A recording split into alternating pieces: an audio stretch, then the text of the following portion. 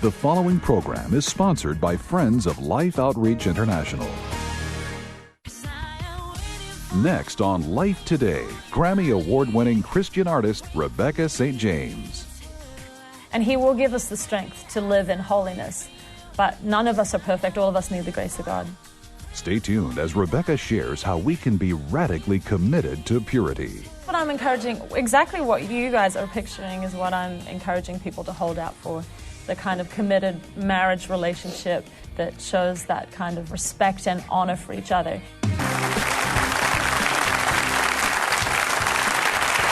Hey, thank you.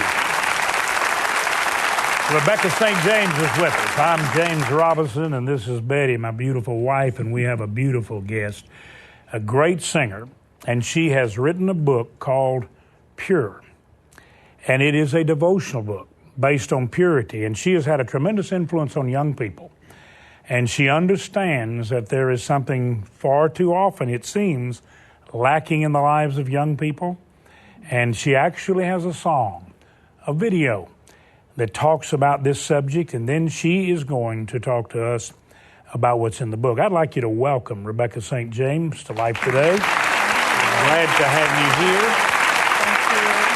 Thank you. And since you're going to talk about it, yes, I would like for all of our viewers and everyone here to just hear the song yes, right now. let's wait for Listen me. to it.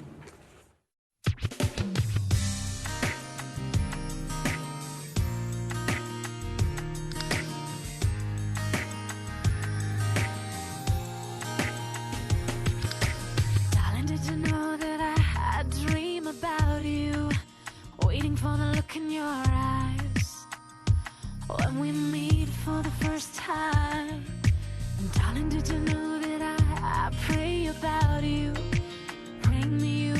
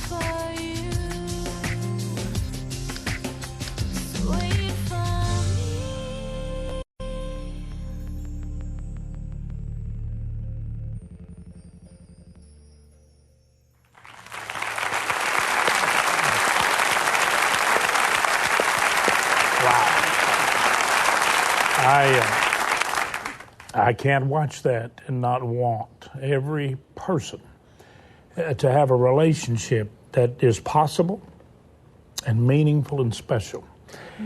And Rebecca, it seems to me that the title Pure is a very important part of it. I must say that I wasn't the greatest thinking kid when I met Betty.